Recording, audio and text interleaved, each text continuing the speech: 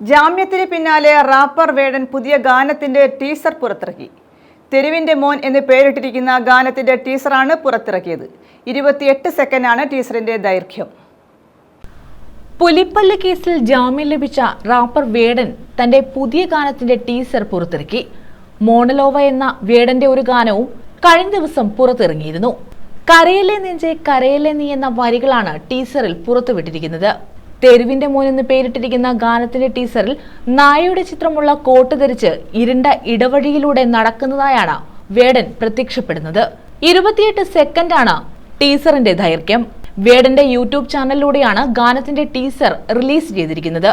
മോണലോവ എന്ന കഴിഞ്ഞ ദിവസം പുറത്തിറങ്ങിയ വേടന്റെ പാട്ടിന് സോഷ്യൽ മീഡിയയിൽ വൻ സ്വീകാര്യതയാണ് ലഭിക്കുന്നത്. 2.27 മിനിറ്റ് ദൈർഘ്യമുള്ള പാട്ട് തന്റെ ആദ്യത്തെ പ്രേമപാട്ട് എന്നാണ് വേടൻ വിശേഷിപ്പിക്കുന്നത്. ഈ പാട്ട് പല വേദികളിലും മുൻപേ തന്നെ പാടിയിരുന്നു. ഇതിന്റെ പൂർണ്ണ പതിപ്പാണ് ഇപ്പോൾ പുറത്തിറങ്ങിയത്. ന്യൂസ് ബ്യൂറോ, കൊല്ലം.